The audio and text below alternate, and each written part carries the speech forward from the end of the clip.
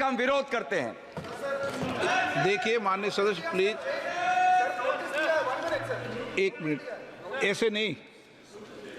माननीय सदस्यगण, मैंने सभी दलों को के लोगों के प्रमुख लोगों को इस पर बोलने का पर्याप्त समय दिया। सबने अपनी बात पर्याप्त बात रखी। अब मैं चाहूँगा कि मंत्री जी, माननीय मंत्री जी, इस पर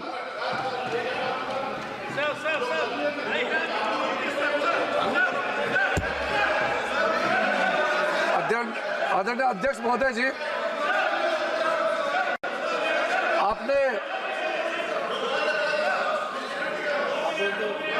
आपने कई इस सदन के मेंबर्स को इस महत्वपूर्ण बिल में उन्होंने जो नोटिस दिया उसको एडमिट करके बोलने का मौका दिया।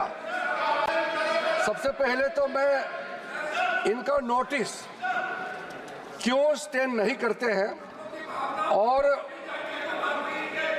जो भी पॉइंट्स उन्होंने यहाँ ऑब्जेक्शन के तौर पर रेज किया, यहाँ उसको एडमिट क्यों नहीं करना चाहिए, मैं संक्षेप में बताना चाहता हूँ। उसके बाद जितने भी इश्यूज आज यहाँ उठाए गए हैं उसको मैं आपके अनुमति से विस्तार से एक एक पॉइंट का मैं जवाब देना चाहूँगा। और मैं ये मानता हूँ, विश्वास है कि मेरे बात को ध्यान से सुनने के बाद अंत में इन्होंने जो भी आशंकाएं व्यक्त किए हैं या गलत तरीके से यहाँ बातें बताया गया है, सब चीज़ को मैं दूर करूँगा। और मैं सिर्फ उम्मीद ही नहीं, यकीन है कि इस बिल के बारे में सब कुछ जानकारी प्राप्त करने के बाद इस हाउस के जितने मेंबर्स हैं सब इस बिल को समर्थन जरूर करेंगे। सबसे पहले अध्यक्ष महोदय जी, इन्होंने कॉम्पिटेंसी का मुद्दा यहाँ उठाया। मैं पूरे जिम्मेदारी के साथ आपके माध्यम से सदन को बताना चाहता हूँ, इस बिल में जो भी प्रावधान है आर्टिकल 25 से लेकर के 30 तक किसी रिलीजियस बॉडी का जो फ्रीडम है उसमें कोई हस्तक्षेप नहीं किया जा रहा है, ना ही संविधान का किसी भी अनुच्छेद का इसमें उल्लंघन किया गया है। और अब सुप्रीम कोर्ट का एक केस का मैं हवाला देना चाहूँगा, Brahmachari versus state of West Bengal. इसमें सुप्रीम कोर्ट ने क्लियरली रिलीजियस डिनोमिनेशन के बारे में रूलिंग दिया गया है और उस रूलिंग के तहत वक्फ board doesn't fall within the purview of Article 25 and 26 of the Constitution of India. दूसरा सर, इसमें हमने जो ब्रॉड बेस किया है, किसी का हक छीनना तो बात छोड़ दीजिए, जिनको हक नहीं मिला है उनको हक देने के लिए ये बिल लाया गया है।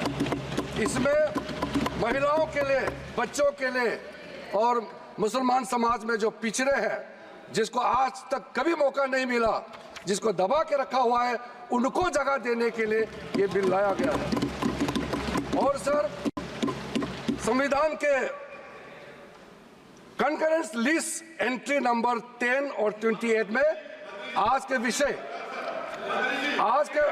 के जो विषय हम लोग चर्चा कर रहे हैं वो एंट्री 10 और एंट्री 28 में ये कंकरेंस लिस्ट में है। इसलिए ये पूरा लेजिस्लेटिव कॉम्पिटेंस इस सदन के पास है, भारत सरकार के पास है, इस सदन में ये बिल पेश करने का। अध्यक्ष महोदय जी, जैसे मैंने कहा है, सबका पॉइंट्स को मैंने नोट भी किया, बहुत अच्छी तरह से सबका कंसर्न को भी हमने नोट किया है। मैं बारी बारी से कहना चाहता हूं, सबसे पहले तो सर, ये वक्फ अमेंडमेंट बिल ये पहली बार इस सदन में पेश नहीं किया गया है। अंग्रेजों के जमाने से लेकर के उससे पहले का लंबा इतिहास में मैं नहीं जाना चाहता हूं, लेकिन आजादी के बाद सबसे पहले ये एक्ट लाया गया है 54 में सबसे पहले ये एक्ट लाया गया था। उसके बाद कई अमेंडमेंट हुए सर। काफी अमेंडमेंट होने के बाद, मैं पूरा इतिहास में नहीं जा रहा हूं, लेकिन जो अमेंडमेंट आज हम लाने जा रहे हैं इस सदन में, वो वक्फ एक्ट 1995, जिसको 2013 में अमेंडमेंट ला करके इस पूरा जो वक्त का पर्पस, इंटेंशन और जिसके उम्मीद में लोगों का सालों तक था कि इस अमेंडमेंट जो लाया इससे कुछ फायदा मिलेगा, उसको उल्टा करके 2013 में ऐसा प्रावधान डाला गया था जिसके वजह से आज ये अमेंडमेंट लेकर के हमको यहां सदन में आना पड़ रहा है। सर, 1995 का वक्फ अमेंडमेंट एक्ट में जो भी प्रावधान लाया गया था, उसको कई लोगों ने अलग अलग तरीके से उसका असेसमेंट किया, उसको देखा है कि वाकई 1995 का वक्फ अमेंडमेंट बिल क्या ठीक है, काफी है, जिस पर्पस के लाया गया वो सर्व कर रहे हैं। कई कमेटियां, कई लोगों ने इसका पूरा एनालिसिस किया है सर। मैं उसका आपके सामने में अभी रखूंगा, लेकिन ये पाया गया है कि 1995 का वक्फ अमेंडमेंट एक्ट ये बिल्कुल असक्षम रहा है और जिस पर्पस के लिए एक्ट लाया गया है वो पर्पस सर्व नहीं हो रहे थे और कई गलतियां, कई खामियां इसमें पाया गया है। उसके लिए कुछ कदम उठाया गया है। मैं आज इस सदन में आपके माध्यम से खास करके कांग्रेस पार्टी को कहना चाहता हूं, ये अमेंडमेंट आज सरकार इस सदन में ला रहे हैं, एक तरीके से आप लोगों ने जो भी कदम उठाया है, आप लोगों ने जो भी चाहा है, वो आप नहीं कर पाया, वही चीज करने के लिए हम आज ये अमेंडमेंट प्रपोज किया गया है। अब जब मैं इसका विवरण दूंगा तो आप बिल्कुल सहमत होगा मैं जो आपके सामने में बात रख रहा हूं। और दूसरी बात, इसमें हम लोग सब चुने हुए प्रतिनिधि हैं। मैं अपना बात तर्क रखने से पहले ही बताना चाहता हूं, इस बिल का समर्थन कीजिए, करोड़ों लोगों का दुआ मिलेगा। अगर आप विरोध करोगे, चंद लोगों ने पूरा वक्फ बोर्ड को कब्जा करके रखा हुआ है और आम मुसलमान लोगों को जो न्याय इंसाफ नहीं मिला उसको सही करने के लिए ये बिल लाया गया है। इतिहास में दर्ज होगा कि ये बिल को कौन कौन समर्थन किया है और किसने विरोध किया है, ये इतिहास में नाम दर्ज होगा। इसलिए इस बिल का विरोध करने से पहले आप सोचिएगा, करोड़ों गरीब महिलाओं का, बच्चों का, गरीब मुसलमानों का। सर, सबसे पहले मैं सर जो खामियां ये 2014 से लेकर के आज तक ये 1995 अमेंडमेंट एक्ट के बारे में मैं सिर्फ नहीं कह रहा हूं, हमसे पहले कांग्रेस के जमाने में भी कई यहाँ इस मुद्दे को लेकर के कमेटियां और अलग अलग जगह में इसका विवरण किया गया है। सबसे पहले सर 1976 में वक्फ इंक्वायरी रिपोर्ट पेश किया गया था और 1976 वक्फ इंक्वायरी रिपोर्ट में जो बड़ा रिकमेंडेशन आया है मैं आपके सामने में पढ़ के सुनाना चाहता हूं। 1976 वक्फ इंक्वायरी रिपोर्ट में कहा गया है, सारा वक्फ बोर्ड्स जो है मुतवालिस के कब्जे में चले गए हैं, उसको डिसिप्लिन करने के लिए प्रॉपर कदम उठाया जाना चाहिए। 1976 वक्फ इंक्वायरी रिपोर्ट का दूसरा रिकमेंडेशन है, लिटिगेशंस और केसेस जो आपस में मतभेद इतना ज्यादा है उसको सरल करने के लिए ट्राइब्यूनल सिस्टम को गठन होना चाहिए, उस समय का रिकमेंडेशन था। फिर उसने तीसरे पॉइंट ये कहा कि ऑडिट और अकाउंट्स वक्फ बोर्ड में ऑडिट और अकाउंट्स का तरीका प्रॉपर नहीं है, उसका पूरा प्रबंधन होना चाहिए, ये उस समय का रिपोर्ट ने कहा गया है।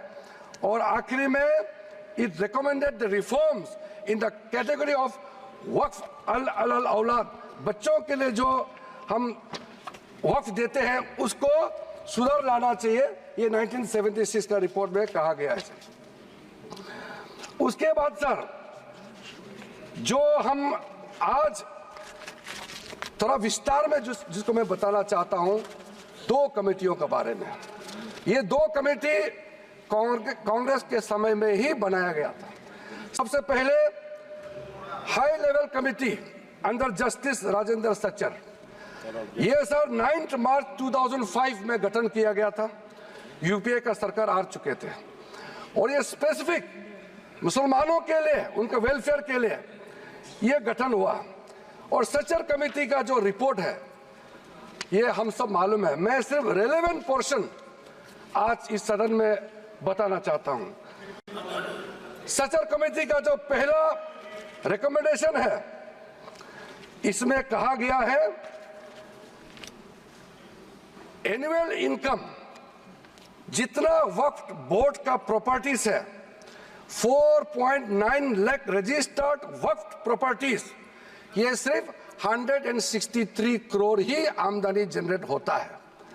ये किसी भी रूप से जस्टिफाई नहीं किया जा सकता है और इसको एफिशिएंट तरीके से, मार्केट तरीके से, जिस तरीके से मैनेज होना चाहिए सारा वक्फ प्रॉपर्टी को, अगर सही माने में उस समय उन्होंने कहा, उस सच्चर कमेटी ने, तो उस समय 12,000 करोड़ रुपया पर एनम मिलता है और उस समय जनरेट हो रहा था 162 करोड़। लेकिन मैं साथ साथ ये भी कहना चाहता हूं, क्योंकि वो कमेटी की रिपोर्ट है और मैं माइनॉरिटी अफेयर्स का मंत्री होने के नाते जो हम लोगों ने स्टडी किया है, टोटल 8,72,320 वक्फ प्रॉपर्टीज हमारा जो वामसी जो पोर्टल है उससे पूरा डिटरमिन नहीं किया जा सकता है, लेकिन उसका मार्केट वैल्यू सच्चर कमेटी ने जो कहा है उससे कई गुना अधिक होने का संभावना है। ये एक आम अंडरस्टैंडिंग की बात है, सबको मालूम है वक्फ के पास कितना प्रॉपर्टी है, वक्फ बोर्ड के पास, और कितना आमदनी है। दूसरा सर, सच्चर कमेटी का रिकमेंडेशन, सच्चर कमेटी ने, आप यूपीए का समय में ही आपने कमेटी का रिपोर्ट एक्सेप्ट किया, उसमें कहा गया कि अभी जो मौजूदा वक्फ बोर्ड है उसको ब्रॉड बेस किया जाना चाहिए। जो लोग मेंबर होते हैं, जो लोग इस कमेटी में, जिस वक्फ बोर्ड में है, उससे काफी नहीं है, इसलिए इसका ब्रॉड बेस होना चाहिए, रिप्रेजेंटेशन ज्यादा होना चाहिए। ये सच्चर कमेटी का रिपोर्ट का पहला नंबर पॉइंट। इसमें सर दो महिला सेंट्रल वक्फ काउंसिल और स्टेट वक्फ बोर्ड्स में होना चाहिए, ये भी सच्चर कमेटी का ही रिकमेंडेशन है। सेक्रेटरी जो होते हैं सेंट्रल वक्फ काउंसिल का, वो joint secretary level government of India का उस स्तर का ऑफिसर होना चाहिए। उसमें अंडर सेक्रेटरी का जूनियर ऑफिसर लेवल जो बनाया है उसको आप रैंक को जॉइंट सेक्रेटरी लेवल तक उसको उठाना चाहिए, ये उसी कमेटी का रिपोर्ट में आया है। और जो स्टेट में वक्फ बोर्ड है उसमें क्लास 1 ऑफिसर होना चाहिए। सच्चर कमेटी ने सीधा ये कहा है कि प्राथमिकता महिलाओं और बच्चों को दिया जाना चाहिए। हम आज का जो बिल आपके सामने में पेश कर रहे हैं, ये उसी सच्चर कमेटी का रिपोर्ट के अनुसार 100% हम यहाँ आपके सामने में लाया जा रहा है। और आपको तो खुश होना चाहिए, ये कमेटी आपने बनाया सर। सर ये सर हमने शांति से इनकी बात सुना। अध्यक्ष महोदय जी, ये सीनियर मेंबर है, इस तरह से बीच में उठ के बोलना ठीक बात नहीं है, आपको तो नियम मालूम है।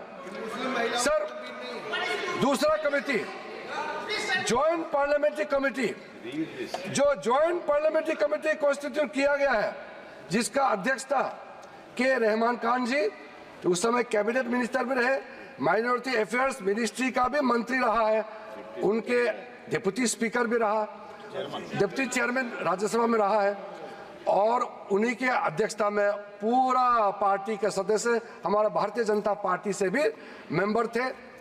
उस जेपीसी में सर सीधा वक्फ बोर्ड के बारे में कहा गया है कोई इंफ्रास्ट्रक्चर ठीक तरीके से नहीं है, वहां मैन पावर टोटली इनसफिशिएंट है, इनकम्पिटेंट है, और फंड इतना कम है, सही मैनेज नहीं किया गया है।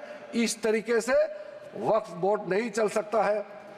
दूसरा, मुतवालीस के बारे में कहा है कि लगता है सारा वक्फ बोर्ड का ध्यान किसको मुतवाली बनाना है और उसको कैसे हटाना है इसी में केंद्रित है, इसलिए इसका प्रावधान को हटाना चाहिए। फिर कहा गया है डॉक्यूमेंट, महत्वपूर्ण डॉक्यूमेंट जितने भी हैं उसको प्रॉपर से मेंटेन करने का भी प्रावधान वक्फ बोर्ड में नहीं है, उसको किया जाना चाहिए। और वक्फ बोर्ड मौजूदा जितना है देश भर में उसको फिर से सर्वे होना चाहिए, और गरीब मुसलमानों के लिए और वक्फ बोर्ड का अपना अंदर में सही चीज का, चाहे वो लीगल मैटर हो और कोई भी चीज हो, उसका एक्सपर्ट्स, लॉयर्स, वहां उनका एक्सपर्ट लोगों का और भी लोगों को अंदर लाने का जरूरत है ताकि वो ज्यादा चुरुस्त दुरुस्त हो सके। ज्वाइंट पार्लियामेंट्री कमेटी का और सजेशन है टोटल वक्फ बोर्ड को कंप्यूटराइजेशन करना चाहिए, डेटाबेस को सेंट्रलाइज करना चाहिए, और म्यूटेशन रेवेन्यू रिकॉर्ड में होना चाहिए जितना भी वक्फ बोर्ड का प्रॉपर्टी है। ये सचर कमेटी ने ज्वाइंट पार्लियामेंट्री कमेटी ने रिकमेंड किया। और सर आप सबको भी एक बार वो कमेटी का रिपोर्ट मैं आपको ही दे देता हूं ताकि आप भी पढ़े फिर से। और सर टोटल जो 1995 वक्फ एक्ट को फिर से मजबूती से रीलुक करना चाहिए, ये ज्वाइंट पार्लियामेंट्री कमेटी का ही रिपोर्ट है। और एक आपने अपॉइंट किया, अब देखिए ज्वाइंट पार्लियामेंट्री कमेटी का मेंबर, आपको मैं मेंबर का नाम भी दे देता हूं, चेयरमैन का तो नाम मैंने बता दिया, आपका वरिष्ठ नेता थे, आपने अपॉइंट किया। ये सारा रिकमेंडेशन आज आप तो हमको शाबाशी देना चाहिए, जो आप नहीं कर पाया वो हम ला रहे हैं सदन में। सारा का सारे प्रॉब्लम, सारा का सारा सजेशन ये उस समय सबको मालूम कर चुके हैं, इसलिए सर राहुल जी कन्विंस हो गए, ये मन में सब कन्विंस है, ये राजनीतिक दबाव में अपोज कर रहे हैं, अंदर सब लोग समर्थन दे रहे हैं, ये मुझे मालूम है अध्यक्ष महोदय जी। सर राहुल गांधी सहमत होकर जा रहे हैं। राहुल गांधी जी तो अभी बाहर निकले हैं, लेकिन सहमत देकर के गया है कि हम जो कह रहे हैं सही कह रहे हैं। सर मैं इसी बीच कुछ इंडिविजुअल केसेस और कंसल्टेशन जो हम आज बिल लाया है, कुछ सदस्यों ने कहा है कि और कंसल्टेशन होना चाहिए था। आपको मैं दावे के साथ बताना चाहता हूं, जितना कंसल्टेशन प्रोसेस पिछले 10 सालों में किया गया है, आज तो किसी सरकार ने इतना स्टेक होल्डर से कंसल्टेशन प्रोसेस नहीं किया है। मैं आपको बताऊंगा, अभी आप सिर्फ शांति से सुनिए। सर मैं फिर से कहता हूं, जो संविधान का हवाला दे करके बिल का जो पर्पस को, मंशा को गलत धारणा दे करके मिसलीड करना चाहता है, मैं फिर से कहना चाहता हूं सर, अगर कोई भी बोर्ड हो या कोई भी इंडिविजुअल हो, अगर कुछ काम ऐसा करता है जिसको कोर्ट में रिव्यू करना है, तो इसमें सर गलत बात क्या है? अगर ट्राइब्यूनल का फैसला गलत है, अगर उसमें कोर्ट में अपील करने का प्रावधान देते हैं, उसमें गैर संवैधानिक कैसे हो गया ये बताइए आप अगर तर्क रखते हैं तो आप उसका जस्टिफिकेशन भी देना पड़ेगा सर। अगर सर ऐसे केसेस में अभी बताने वाला हूं कि कितने सालों तक वक्फ बोर्ड में बैठे वाले लोग आपस में तालमेल करके और ट्राइब्यूनल में मैटर दे देते हैं और ट्राइब्यूनल अपने तरीके से या पेंडिंग रख देते हैं या दूसरे तरीके से फैसला देते हैं। इसका चैलेंज आप किसी अदालत में नहीं कर सकते हैं। सर, लोकतंत्र में भारत जैसा महान देश में क्या ऐसा व्यवस्था इतने सालों तक चलना चाहिए सर? वो गुमराह करे, वो ऐसा तरीका बनाया, तरीका बनाया इन्होंने कि ट्राइब्यूनल सर ये इस तरह से आप लोग बात करके मेरा आवाज नहीं दबा सकते हैं। सच्चाई सुनना पड़ेगा आपको, क्योंकि सर तरीका ऐसा बनाया कि ट्राइब्यूनल का जजमेंट का रिव्यू नहीं हो सकता है। कितने कोर्ट में पेंडिंग है वो मैं अभी बताऊंगा सर। दूसरा इन्होंने संविधान का हवाला दिया सर। इन्होंने संविधान का बार बार हवाला दिया। हमारा देश के अंदर में कोई भी कानून, कोई भी स्पेशल लॉ, सुपर लॉ नहीं हो सकते हैं। संविधान से ऊपर कोई कानून नहीं हो सकते। लेकिन आप सर इसमें प्रावधान देखिए, इस 1995 का वक्फ एक्ट में ऐसा प्रावधान है जिसका बाकी कानून के ऊपर में ओवरराइडिंग इफेक्ट था सर। क्या ऐसे कानून हमारे देश में होना चाहिए सर? जो मैं यूएई के बारे में बताना चाहता हूं, जब हमारा देश का विभाजन हुआ, यहां से जितना मुसलमान पाकिस्तान गए उनका भी प्रॉपर्टी था, और पाकिस्तान से जितना हिंदू भारत में आए उनका भी प्रॉपर्टी काफी वहां थे। पाकिस्तान में जितना भी हिंदुओं का प्रॉपर्टी है वो तो सरकार ने ले लिया और बाकी जो भी करना था कर लिया। यहां से जो मुसलमान गए उसमें ज्यादातर लोगों ने अपना प्रॉपर्टी को वक्फ के तहत डिक्लेयर करके गए। और सर ऐसा कई केसेस है, मैं अभी बहुत लंबा इसमें नहीं जाना चाहता हूं, ये फैक्चुअल चीज है सर।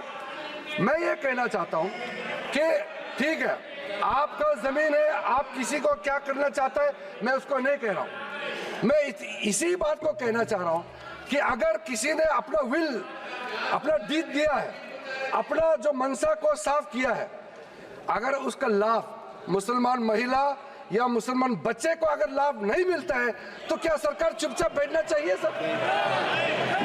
ये हमारा दायित्व है, ये इस सदन का दायित्व है कि गरीब महिला कोई भी हो, चाहे हिंदू हो, मुसलमान हो, सिख, ईसाई, बौद्ध, पारसी और जैन, कोई भी हो, ये इस सदन का दायित्व है कि न्याय दिलाने के लिए अगर कोई कमी है तो पूरा करना चाहिए।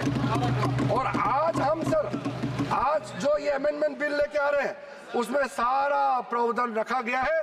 उसमें एक मैटर मैं बोलना चाहता हूं, लॉ ऑफ लिमिटेशन में क्या कहते हैं सर? इसमें ऐसा प्रावधान था जिसको हम हटा रहे हैं आज के इस अमेंडमेंट के जरिए। लॉ ऑफ लिमिटेशन में ऐसा था पुराने कानून में कि इतने साल तक आप अगर कोई अपील नहीं किया या उस समय उसका कुछ बीच में कुछ घटना हो गया या पुराने बहुत साल हो गए, अब लॉ ऑफ लिमिटेशन तो होना चाहिए ना सर, कहीं सीमा तो होना चाहिए। लेकिन इन्होंने ऐसा किया कि मान लो कोई खड़ा होकर कहेगा कि 500 साल पहले मेरा बाप दादा का इस जगह में कोई कार्यक्रम चलता था, नमाज पढ़ा था या किसी ने कुछ किया है, सिर्फ एक बात बताने पर पूरा वो जगह को वक्फ प्रॉपर्टी डिक्लेयर किया जाता था। ऐसा नहीं कर सकते। लॉ ऑफ लिमिटेशन भी इसी संसद ने बनाया है और लॉ ऑफ लिमिटेशन को भी ओवरराइड कर दिया था ये 1995 वक्फ एक्ट ने सर। तो ये कैसे हो सकता है कि एक ऐसा कानून इस देश में कैसे हो सकता है कि बाकी जितना कानून को ऊपर में चढ़ जाता है और उसका ओवरराइडिंग इफेक्ट होता है? ऐसा हो नहीं सकता। हम कैसे एक्सेप्ट किया है इतने सालों तक? तो ये सर एक अच्छा समय है जो गलती किया है, ठीक है, इंसान से गलती हो जाते हैं और पार्टियों ने भी गलती किया होगा, कांग्रेस पार्टी ने, बाकी पार्टी ने। आज सुधरने का समय है, तो हम सुधर ला रहे हैं। गलतियां हुई हैं, लेकिन जो सुधरते समय कम से कम आप विरोध ना करें सर। और सर सेक्शन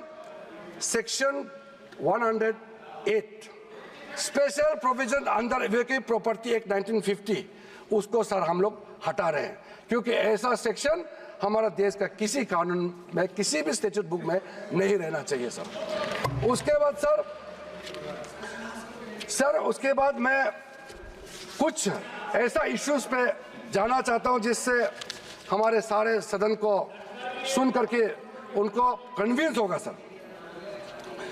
सर आप सर इनको थोड़ा चुप करें, बीच बीच में इस तरह का कहना, सीनियर मेंबर है सर। अब हम सर बड़ा विषय पे जाना चाहता हूं सर। ये हमने जो कंसल्टेशन का प्रोसेस किया है, मैं पुराने दिनों के बारे में नहीं कह रहा हूं, 2014 के बाद कितने लोगों से, हजारों लाखों लोगों से, या तो मंत्रालय के ओर से जाके उनके साथ कंसल्टेशन किया, या वो रिप्रेजेंटेशन लेकर के मंत्रालय में आए और उनके बात को हमने सुना है सर। पिछले एक साल के अंदर में, पिछले सिर्फ एक साल के अंदर में online complaint 194 complaints related to encroachment and illegal transfer of work land, एक साल के अंदर में, और 93 complaint against Waqf board officials and 279 एक जनरल कंप्लेंट, ये ऑनलाइन हमारे पास में पोर्टल में आया है। उसके बाद सर आज सर ये एक समुदाय का बात मुसलमानों को गुमराह करके यहां बात रखा जा रहा है।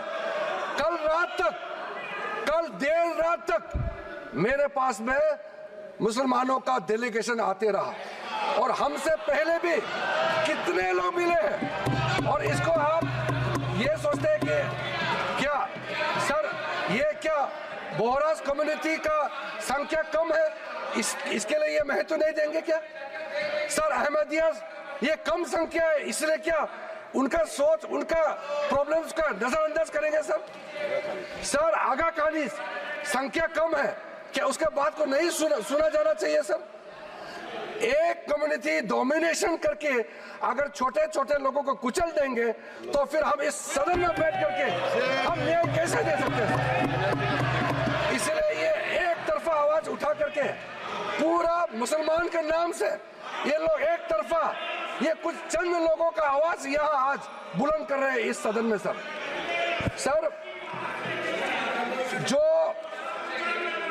जो वक्फ बोर्ड के बारे में कई लोगों ने जिक्र किया है, लेकिन प्राइवेटली इसमें भी कई ऐसा नेता है जो मुझे आके कहा है कि देश में जितना स्टेट वक्फ बोर्ड है, सब माफिया लोगों ने कब्जा कर लिया है। ये बहुत लोग कह रहे हैं, आज सदन में नहीं कह रहे हैं, सदन में अपना अपना पार्टी का दबाव या किसी के डर से या वोट बैंक का चक्कर से नहीं बोल रहा है, मगर प्राइवेटली हर एक मुसलमान आकर के कहता है। नाम मत बताना, नाम तो हम बताएंगे नहीं सर। मैं आप लोगों का पॉलिटिकल इशियर में खराब नहीं कर दूंगा। कौन सा एमपी ने मुझे आके बताया कि पार्टी विरोध कर रहा है, लेकिन अंदर से हम साथ दे रहे हैं, मैं नाम नहीं लूंगा। मैं नाम लेकर के इन एमपी साथियों का पॉलिटिकल करियर को मैं बर्बाद नहीं करूंगा सर। सर कंसल्टेशन का जहां तक आता है सर, सबसे पहले बस हो गया सर। कंसल्टेशन हमने कई लेयर्स में कंसल्टेशन किया है सर, ऑफिशियल लेवल में, पॉलिटिकल लेवल में, स्टेट गवर्नमेंट का रिप्रेजेंटेटिव से, और इंडिविजुअल लेवल में बहुत वाइड कंसल्टेशन देश भर में हम लोगों ने किया है सर।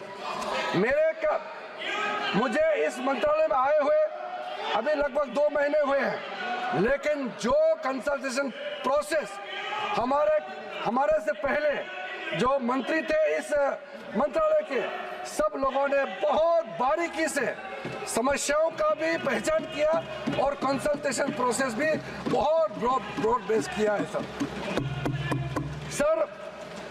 कुछ कंसल्टेशन के बारे में मैं आपको जरूर बताना चाहता हूं सर।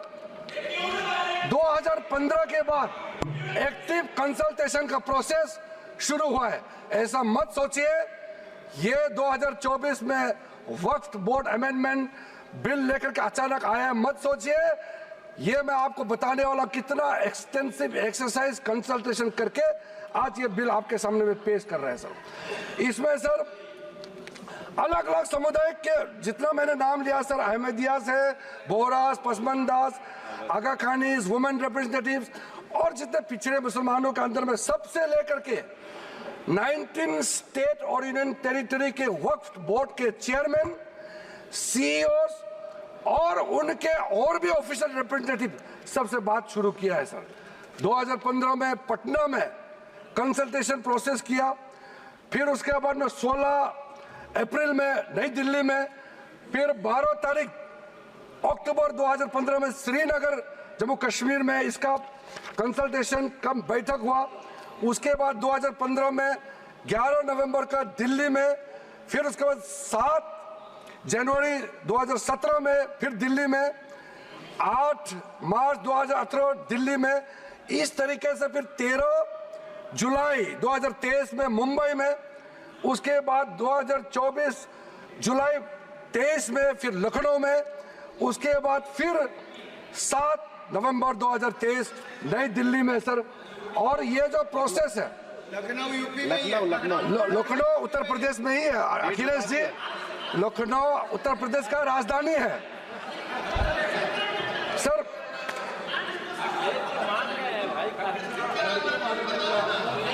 आप मुख्यमंत्री रहे हैं वहां सर।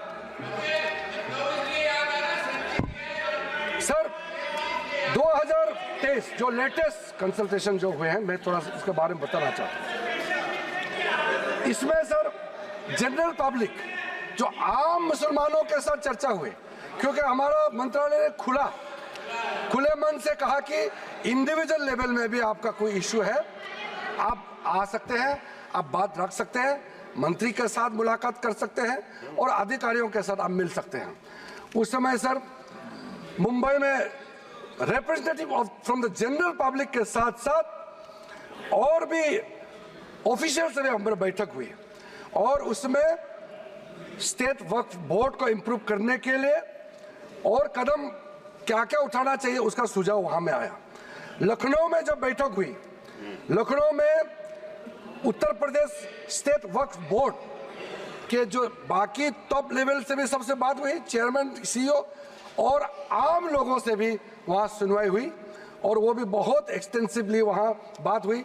और वहां ये वामसी पोर्टल आपका जो इंफॉर्मेशन वगैरह जितना हम शेयर करते हैं, ये सब के बारे में, वक्फ बोर्ड के प्रॉपर्टी के बारे में, कैसे उसका यूटिलाइजेशन होना चाहिए, कैसे मेंटेनेंस होना चाहिए, सारा चर्चे हुए, रिकमेंडेशन दिए कि ये अमेंडमेंट का जरूरत है। आपके लखनऊ से भी रिकमेंडेशन आया है। उसके बाद सर दिल्ली में मंत्री जी का अध्यक्षता में जो सेंट्रल वक्फ काउंसिल का चेयरपर्सन होती है, उनकी अध्यक्षता में यहाँ दिल्ली में बैठक हुए, विज्ञान भवन में बैठक हुए और उसमें काफ़ी इश्यूज है जो मैंने आपके सामने में रखा। सारे के सारे इश्यूज उसी दौरान हर स्टेट, मैं अधिकारी का नाम नहीं बताऊंगा मगर मैं स्टेट का नाम जरूर बताना चाहता हूं। आंध्र प्रदेश से आए, आप सुनने का क्षमता रखेंगे तो मैं तो, आप लोगों ने इतना सवाल किया, मुझे तो लगता है कि कम से कम 3 घंटा मुझे बोलना चाहिए।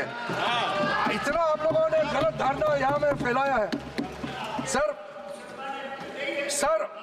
आंध्र प्रदेश, असम से, बिहार में सुन्नी वाला आए, दिल्ली का, गुजरात, हरियाणा, हिमाचल प्रदेश, जम्मू कश्मीर, कर्नाटका, मध्य प्रदेश, महाराष्ट्र, उड़ीसा, पंजाब, राजस्थान, तमिलनाडु, त्रिपुरा, तेलंगाना, उत्तराखंड और उत्तर प्रदेश का शिया और उत्तर प्रदेश सुन्नी दोनों इस बैठक में पार्टिसिपेट किया और पूरा डिटेल में ये जो आज हम अमेंडमेंट बिल लेके यहाँ आए हैं, ये सारे चीजें आपके हर एक स्टेट का जब आपका प्रतिनिधि आए सभी ने ये कंसर्न रेज किया है और उसी को एड्रेस करके आज आपके सामने में मैं लेखा जोखा पेश कर रहा हूं सर।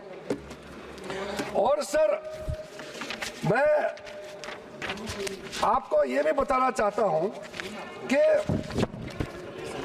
ये जो वक्फ बोर्ड के बारे में आप जो बचाने का इतना जो कोशिश कर रहे हैं, इनका खिलाफ पूरा मुसलमान समाज के अंदर में वक्फ बोर्ड का जो मैनेजमेंट है और ट्राइब्यूनल के खिलाफ भी कितना आक्रोश है आपको अंदाजा नहीं है। इसमें सर इंडिविजुअल केसेस, मैं कुछ केसेस आपको सामने में जरूर बताना चाहूंगा ताकि वो दर्द आप भी महसूस करें। सर जो कुछ केसेस मैं आपके सामने में लाना चाहता हूं वो आप सबको जानना चाहिए एक इंसान होने के नाते। सबसे पहले तो अहमदियास की ओर से कई रिप्रेजेंटेशन जो मेरे पास आए हैं, हमारा मंत्रालय में जो है उसमें खास करके स्टेट वक्फ बोर्ड कर्नाटका, केरला, तेलंगाना और तमिलनाडु, यहाँ से जो रिप्रेजेंटेशन आया है वो हमारा सेंट्रल वक्फ काउंसिल में भी केस है और नेशनल कमीशन फॉर माइनॉरिटीज यहाँ में भी इस केस को दर्ज किया गया है और वो चल रहा है, इसलिए मैं उस पर डिटेल में अभी मैं कहना नहीं चाहता हूँ। दूसरा सर एक इंडिविजुअल केस है बोहरा समाज का सर।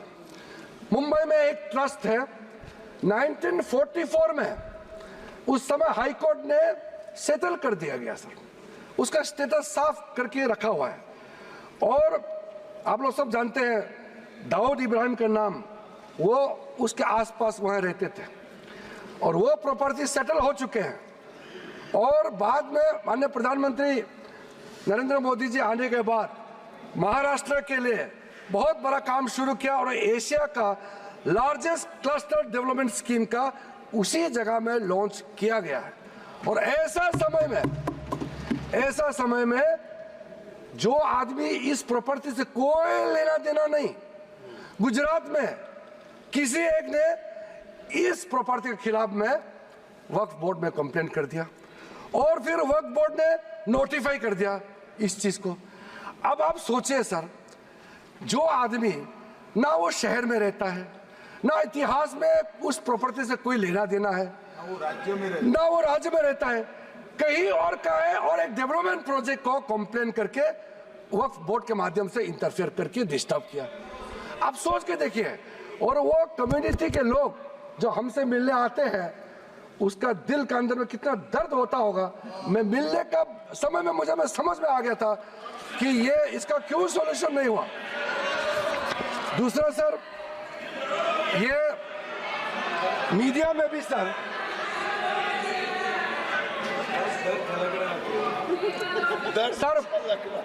मीडिया के अंदर में काफी चर्चा हुई है ये केस जो मैं आपको बताने वाला हूं। तमिलनाडु के अंदर में तिरुचेंतुराई इन तिरुचिरापल्ली डिस्ट्रिक्ट है तमिलनाडु में, वहां 1500 साल पुराना सुंदरेश्वर टेम्पल मंदिर वहां मौजूद थे और वहां बेचारे एक वहां के गांव में रहने वाले, उसको पता भी नहीं है, वो अपना जमीन बेचने के लिए 1.2 एकड़ जो बेचने के लिए गए तो आप बताया गया कि आपका गांव तो वक्फ का जमीन है। आप सोचिए, पूरा गांव को वक्फ प्रॉपर्टी डिक्लेयर कर दिया गया।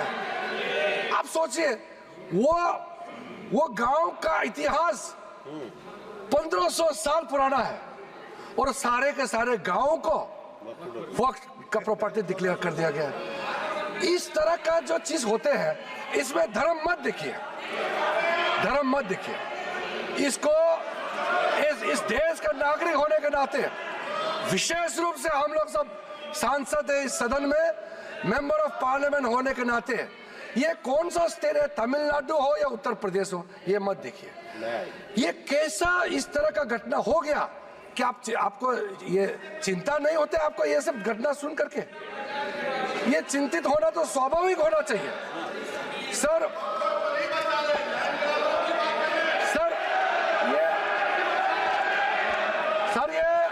ये सुन नहीं पा रहे हैं और विषय को भटकाने के लिए तरह तरह का बातें यहाँ किया जा रहा है। सर सूरत म्युनिसिपल कॉर्पोरेशन के बारे में सोचिए, ये सब कोई प्राइवेट लैंड तो है ही नहीं। सूरत म्युनिसिपल कॉर्पोरेशन का पूरा हेडक्वार्टर को वक्फ प्रॉपर्टी डिक्लेयर कर दिया गया है। आप सोचिए सर, ये कैसे कर सकता है? आप सोच सकते हैं क्या? देखिए, मैं बाय डेफिनेशन मैं एक बौद्ध हूं, मैं हिंदू भी नहीं हूं, मैं मुस्लिम भी नहीं हूं, मैं क्रिश्चियन भी नहीं हूं, लेकिन मैं सब धर्म को मानता हूं। लेकिन इसको आप लोग बार बार धर्म को लेकर के मत देखिए। कोई भी इस देश का नागरिक सरकारी जो म्युनिसिपल कॉर्पोरेशन क्या किसी का प्राइवेट प्रॉपर्टी है? हो सकता है क्या? म्युनिसिपल प्रॉपर्टी का जमीन आप कैसे वक्त डिक्लेयर कर सकते हैं सर? सिट डाउन राजा। आप बैठिए, डिस्टर्ब मत कीजिए, फायदा नहीं है। मैं अभी यील्ड नहीं करूंगा सर। मैंने शांति से आप लोगों का बात सुना है सर। कर्नाटका स्टेट का तो कमाल है सर, आप सुनिए ध्यान से। कर्नाटका स्टेट का 2012 में कर्नाटका माइनॉरिटी कमीशन का रिपोर्ट का सुनिए। जो रिपोर्ट मेरे सामने में आए हैं 2012 में कर्नाटका स्टेट माइनॉरिटी कमीशन के रिपोर्ट में कहा गया कि कर्नाटका वक्फ बोर्ड ने 29,000 एकर्स ऑफ लैंड को कमर्शियल पर्पस में कन्वर्ट कर दिया। और इसको अगर आप हिसाब किताब करोगे तो आप समझ सकते हैं। लेकिन सबको मालूम है वक्फ प्रॉपर्टी को किस पर्पस में आप इस्तेमाल कर सकता है। ये रिलीजियस पर्पस के लिए, चैरिटेबल पर्पस के लिए और पायस पर्पस के लिए यूज कर सकते हैं। लेकिन आप मनमानी कर रहे हैं। तो एक कर्नाटका स्टेट वक्फ बोर्ड का इतना मनमानी कर रहे थे तो कम से कम बाकी तो नहीं सही, कम से कर्नाटका से जितना कांग्रेस एमपी तो कम से कम बोले ना इसमें। ये आंखों के सामने में इतना बड़ा घपला हो रहा है सर। एक इंडिविजुअल केस फिर मैं साइड करना चाहता हूं सर। डॉक्टर बारिये बुशरा फातिमा का केस सर, ये लखनऊ का है अखिलेश जी। ये चिंता नहीं करो। और ये शायद आप मुख्यमंत्री थे तो उस समय ये आपको किसी ने बताया नहीं क्या? बेचारे वो महिला अपने बच्चे के साथ में किस मुश्किल हालात में जी रहे हैं, किस मुश्किल हालात में जी रहे हैं। लेकिन अगर हम वक्फ बोर्ड का जो अभी सिस्टम है अगर अमेंडमेंट नहीं किया गया तो जो प्रॉपर्टी इनका पिताजी जो अगर गुजर जाएंगे तो ये सारा प्रॉपर्टी उसको और उसको बच्चे को नहीं मिलेंगे। तो क्या हम इंटरवेन नहीं करना चाहिए ऐसे समय में? उनको इंसाफ देने के लिए क्या हमको कदम नहीं उठाना चाहिए? तो इसीलिए सर ये इसमें आप धर्म को मत जोड़िए, इंसाफ की नजर से देखिए सर। सुन तो लो। देखो ये कांग्रेस वाले का यही प्रॉब्लम है। सवाल उठाया और जब मैं क्लैरिफिकेशन दे रहा हूं फिर बताते हैं कि इसको कमेटी में चर्चा करेंगे। सर इल्जाम लगा करके भागने का कोशिश मत करो सर।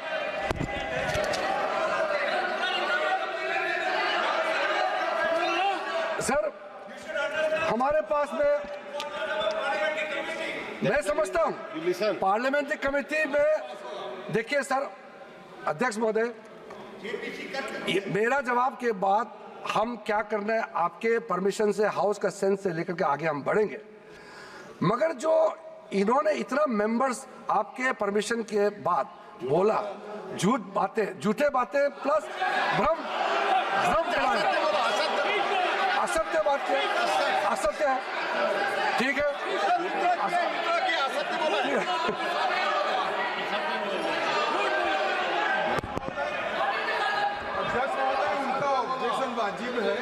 झूठ शब्द प्रयोग यहाँ नहीं हो सकता। सत्य नहीं है ऐसी बातें जो बताए इससे रिप्लेस कर लेना।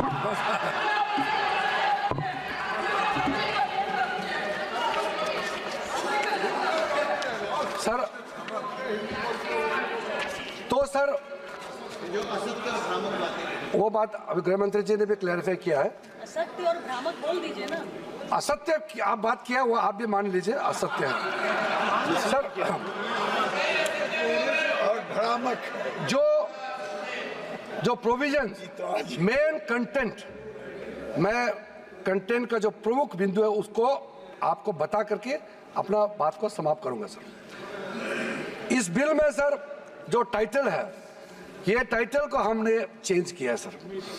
टाइटल इसलिए है कि जब बिल पेश करता है तो उसका एक फ्यूचरिस्टिक विजन और इंटेंट सामने में आना चाहिए सर।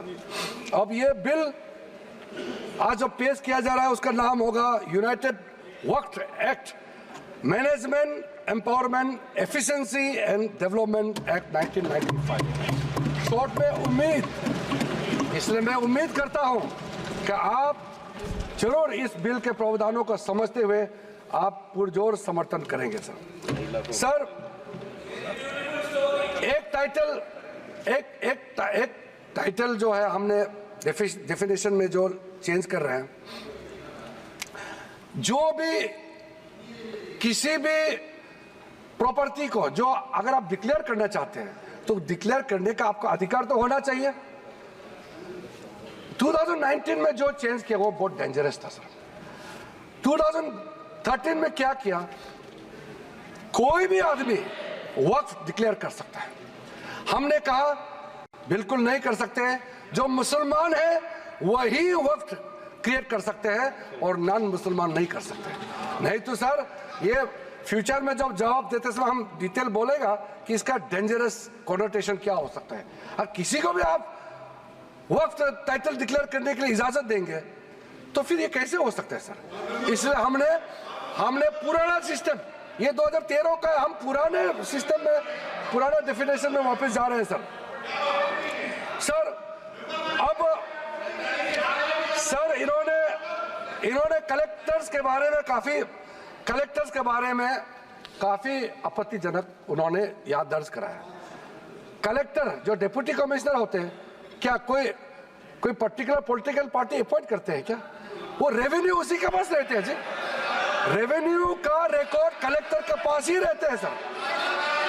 और ये बोलते हैं कि कलेक्टर के पास ये रेवेन्यू वाला काम कलेक्टर को नहीं देना चाहिए। तो कलेक्टर का काम क्या है बताइए फिर? आप बताइए। कलेक्टर बनाया इसलिए रेवेन्यू रिकॉर्ड देखने के लिए। मुझे समझ में नहीं आया किस चीज को विरोध कर रहे हैं सर। ये रेवेन्यू ऑफिसर होते हैं सर। इसलिए सर जब सर्वे कमिश्नर का कामकाज को लेकर के इतना जो रिकमेंडेशन मैंने बताया, वो ऑब्जेक्शन सिर्फ हमने नहीं किया, जितना कमेटियां आपने बनाए हैं, पार्लियामेंट्री कमेटीज ज्वाइंट कमेटी बनाया, पार्लियामेंट में क्वेश्चंस आया है, अलग अलग तरीके से रिप्रेजेंटेशन आया है, ये सब आपके समय के हैं। उसी समय में ही सचर कमेटी बनी है। उसी ने कहा है कि प्रॉब्लम सर्वे कमिश्नर में है, इसलिए रेवेन्यू रिकॉर्ड का साथ जोड़ के सारा प्रॉपर्टी का वैलिडेशन होना चाहिए और जिला कलेक्टर को इसमें लाना चाहिए। ये आप ही का रिपोर्ट है, हम तो सिर्फ इंप्लीमेंट कर रहे हैं सर। इसलिए इतना उत्तेजित होकर के आप लोगों को यहाँ अपोज करने का कोई जरूरत नहीं सर। दूसरा सर, इस प्रावधान, इस बिल में हमने जो एक प्रावधान रखा है, ट्राइब्यूनल्स जो बने हैं, हम ट्राइब्यूनल को खत्म नहीं कर रहे हैं। पहले ट्राइब्यूनल में 3 मेंबर होते थे, अब हम प्रावधान रख रहे हैं कि इसमें एक जुडिशियल और एक टेक्निकल मेंबर होगा।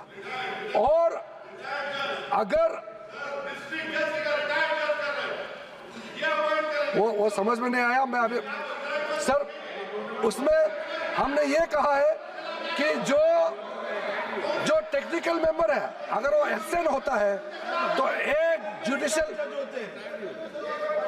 सर इनको मालूम नहीं है इस देश में जितना भी ट्राइब्यूनल बनाते हैं, कमीशन बनाते हैं, और इतने जज ही बढ़ाया जाता है। जितना ट्राइब्यूनल में उसमें टेक्निकल मेंबर जो होते हैं वो अधिकारी को बनाया जाता है, लेकिन जो जुडिशियल मेंबर होता है वो रिटायर्ड जज ही होते हैं। इतना तो समझना चाहिए, 5 बार MP हो चुके हैं। सर हम लोग 7 साल आए लोकसभा में, इतना तो जानना चाहिए। हम लोग एक समय चुन के आए, एक समय हम लोग एक साथ में आए थे, अभी तो इसको ये मालूम नहीं है। सर टोटल केस ट्राइब्यूनल्स के अंदर में 12,792 केसेस आज वक्फ बोर्ड्स में पेंडिंग है, 19,207 ट्राइब्यूनल्स में पेंडिंग है। क्यों इसको हम लोग डिस्पोज नहीं कर सकते हैं? क्या आप चाहते हैं कि ऐसे ही पड़े रहे हैं? आप सोचिए सर। इसलिए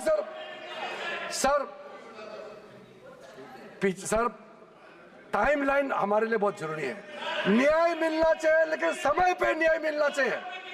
इसलिए सर इस नए बिल में प्रावधान किया, मैं सदन में आपके माध्यम से रखना चाहता हूं।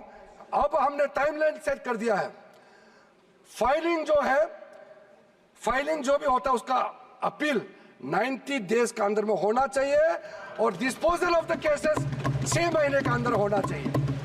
अब ये बिल पास होने के बाद ये जो हजारों केसेस पेंडिंग है, इसका पूरा का पूरा साफ हो जाएगा, निवारण हो जाएगा, सेटलमेंट हो जाएगा। इसमें क्या दिक्कत है? जल्दी न्याय मिले तो ठीक है ना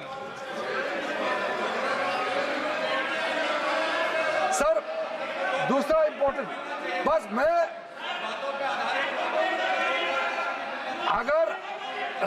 अगर ये सुनना नहीं था तो इतना सवाल क्यों पूछा? फिर इतना पूछा तो कम से कम सुनना चाहिए। आप सवाल पूछ के भाग जाना चाहते हो, ऐसा हम करने नहीं देंगे। आप भाग जाने से भी हम बोलते रहेंगे, अपना बात इस सदन में पूरा रखेंगे हम। सर आज ये टेक्नोलॉजी का जमाना है। वक्फ बोर्ड में टेक्नोलॉजिकल इंडक्शन ये अनिवार्य है।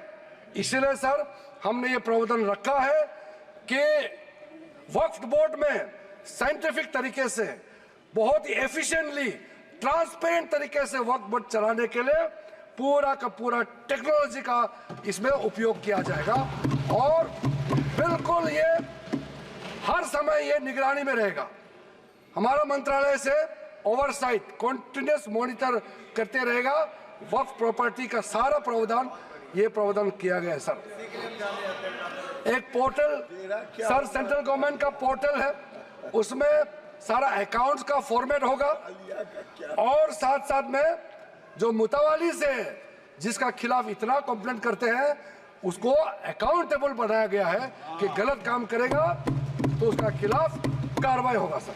और सर मंत्रालय ने ये सारा पोर्टल को गति शक्ति इकोसिस्टम के साथ हम लोगों ने इंटीग्रेट करने का पॉलिसी प्रोसेस शुरू कर चुके हैं सर। सर एक बहुत महत्वपूर्ण जो मैं कहते हुए मुझे अच्छा लग रहा है, अब जो नया बोर्ड होगा सर, सेंट्रल वक्फ काउंसिल और स्टेट वक्फ बोर्ड होगा, इसमें महिलाओं का रिप्रेजेंटेशन अनिवार्य हो गया है। महिला इसमें रहेंगे और इसमें मुस्लिम महिला और जितना अलग डिनोमिनेशंस है, बोहरास, आगा खानीज और अदर बैकवर्ड क्लासेस अमंग्स मुस्लिम, इनको भी हमने बोर्ड में स्थान देने का निर्णय किया गया। अब हम लोग सब यहाँ मेंबर ऑफ पार्लियामेंट है। हमारा कॉन्स्टिट्यूंसी में हर धर्म के लोग हैं। अभी ये दादा बोल रहे थे कि मेरा कॉन्स्टिट्यूंसी में मुसलमान है क्या? मेरे कॉन्स्टिट्यूंसी में बहुत मुसलमान वोटर है। सो गए इसको बताइए। ऐसे आप देखते हैं।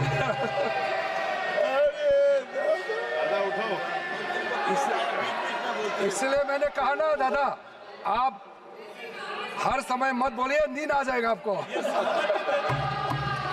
सर हम लोग सर जो महत्वपूर्ण बात मैं कहना चाहता हूं सर, मैं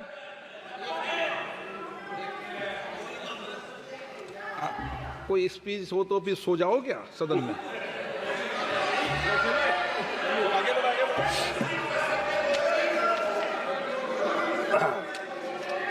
वो कल रात क्या कर रहे थे मैं नहीं पूछूंगा उसको। सर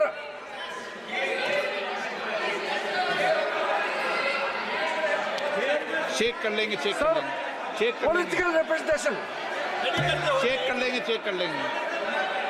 ब्रोदर पॉलिटिकल रिप्रेजेंटेशन हमारे लिए जरूरी है। हो गया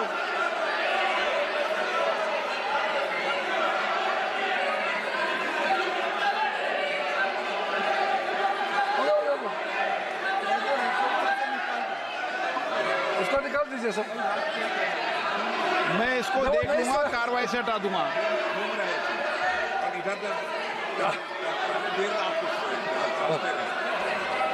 और रात भर पढ़ रहे थे, किताब पढ़ रहे थे, मैं क्या कर सकता हूँ? मैंने उसको कार्रवाई से हटा दिया है, प्लीज प्लीज।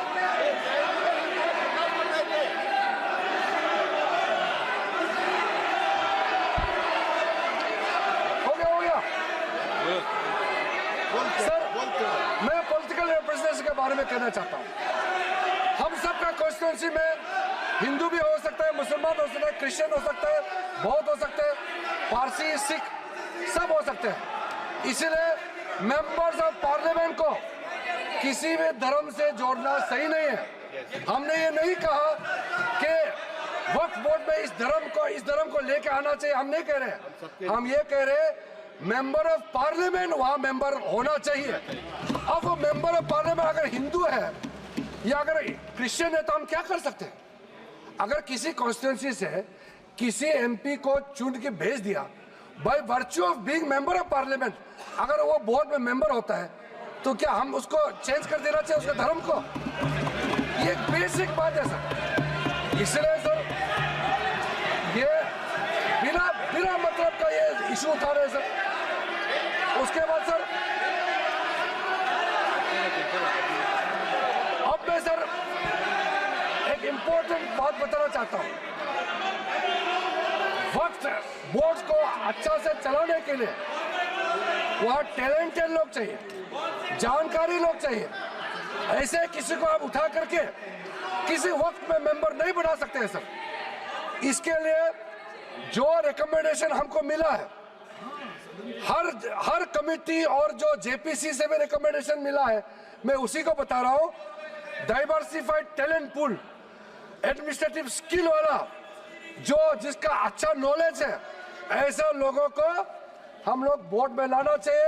अच्छे ऑफिसर्स को वक्फ बोर्ड को मैनेज करने के लिए उनको ऑफिसर के हिसाब से वहां नियुक्त होना चाहिए। ये सब बातें हमने रखा है, ये सारा आपका रिकमेंडेशन है। हम बार बार आपको बता रहे हैं, याद दिला रहे हैं, आपका रिकमेंडेशन है, इंप्लीमेंट हम कर रहे हैं, आपको समझ में नहीं आ रहा है। और सर खास करके जो बच्चे और महिलाओं के लिए हमने काफी ध्यान रखा है, ताकि कल को ये एक्ट पास हो जाने के बाद कोई मुसलमान बच्चे या महिला किसी तरीके से उनको इंसाफ मिलने से वंचित रह जाए, ऐसा नहीं होना चाहिए। इसके लिए ठोस प्रावधान हम लोगों ने यहाँ रखा गया है। और सारा जो वक्फ प्रॉपर्टी का जो प्रोसीड्स है, जो भी उसका इनकम होगा, ये सिर्फ मुसलमान कम्युनिटी का वेलफेयर के लिए ही खर्चा होगा। और हम चाहते हैं जब मुसलमान समुदाय को हम लाभ पहुंचाना चाहता है तो हम खास करके गरीब मुसलमान महिलाओं के लिए जो बैकवर्ड है उनके लिए हम कह रहे हैं, आप लोग का हाथ छोड़ेंगे तो आप लोग तो कभी भी इनको कोई मदद देने वाला नहीं है इतने सालों तक। इसलिए हमको ये प्रावधान करना पड़ रहा है। अंत में सर, आदरणीय प्रधानमंत्री जी ने जो स्लोगन दिया है, हमारे एक मंत्र इस सरकार का है, सबका साथ सबका विकास। और ये कह रहे हैं कि मैं मुसलमान नहीं हूं, इसलिए इस बिल में मुझे नहीं बोलना चाहिए। ये तो बहुत आपत्तिजनक वाला बात है। क्या कोई मंत्री बनने के लिए, इस देश का किसी भी मंत्रालय को संभालने के लिए क्या पर्टिकुलर एक धर्म का जाति का होना चाहिए क्या? बार बार वो कह रहे हैं कि मैं मुसलमान नहीं हूं इसलिए मुझे नहीं बोलना चाहिए। ये बहुत गलत बात उन्होंने कहा। मैं इसका आपत्ति दर्ज करना चाहता हूं। सर